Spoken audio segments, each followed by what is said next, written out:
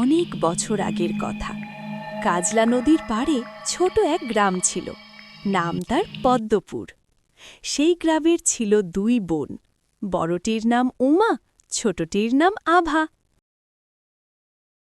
দিদি, দেখ দেখ, আকাশে ওই মেঘটা কেমন দেখতে। মনে হচ্ছে একটা সাদা হাতি শুয়ে আছে। তুই কেন সবসময় নিচের দিকে তাকিয়ে থাকিস? উপরে তাকা না। ওপরে তাকিয়ে কি করব রে?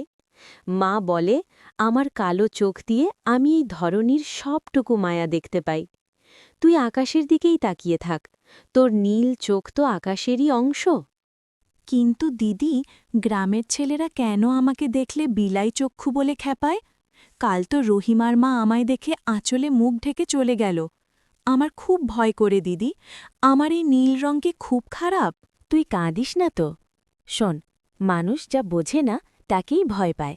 যারা তোকে ভয় পায় তারা আসলে সৌন্দর্যের মানেই বোঝে না। তুই যখন হাসিস তোর নীল চোখে যেন হাজারটা তারা জ্বলে ওঠে। আমি থাকতে তোকে ভয় পেতে হবে না।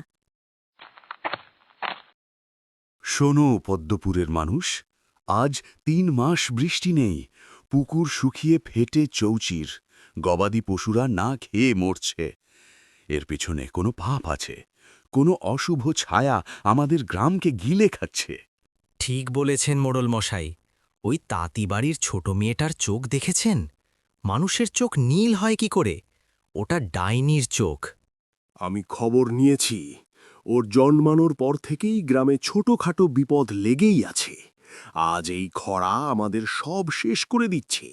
ওই নীল চোখের আপদকে গ্রাম থেকে বিদায় করতে হবে। চলো সবাই, আজই এর ফয়সালা হবে।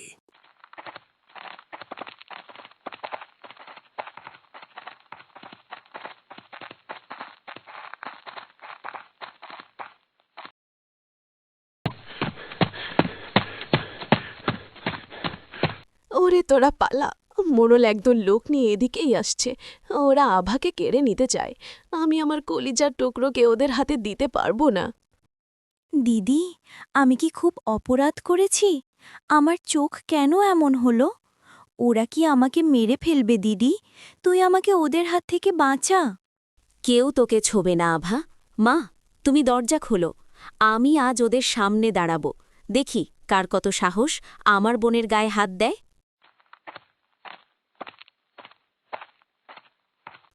এই বুড়ি, সামনে থেকে সর। তোর ওই অলক্ষণে মেয়েটাকে আমাদের হাতে তুলে দে। ওকে গ্রাম ছাড়া করলেই বৃষ্টি নামবে। থামুন মোড়ল মশাই। আকাশ থেকে যখন বৃষ্টি নামে সেই আকাশটা তো নীল থাকে। তাহলে নীল রং কেন অপয়া হবে? আমার বোন যদি অপয়া হতো তবে ও জন্মানোর পর এই গ্রাম শস্যে ভরে উঠত না। এই খরা মানুষের পাপের ফল, আভার নীল চোখের জন্য নয়। চুপ কর, এখান থেকে যা। এসব কথা শুনে আভা বাইরে এসে দেখে ধস্তাধস্তির শব্দ। আভা চিৎকার করে কাঁদছে। হঠাৎ আবহাওয়া বদলাতে শুরু করে। ঝোড়ো হাওয়া বইতে থাকে। আভা, কাঁদিস না। তোর চোখের জল আজ এই তপ্ত মাটিকে শান্ত করবে। তোর নীল চোখ দিয়ে আজ মেঘ নামবে দেখ। যদি আমার চোখের জলেই শান্তি আসে, তবে আমি সারা জীবন কাঁদব।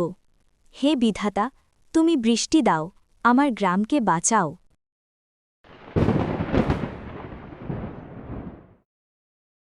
এ কি অলৌকিক কাণ্ড!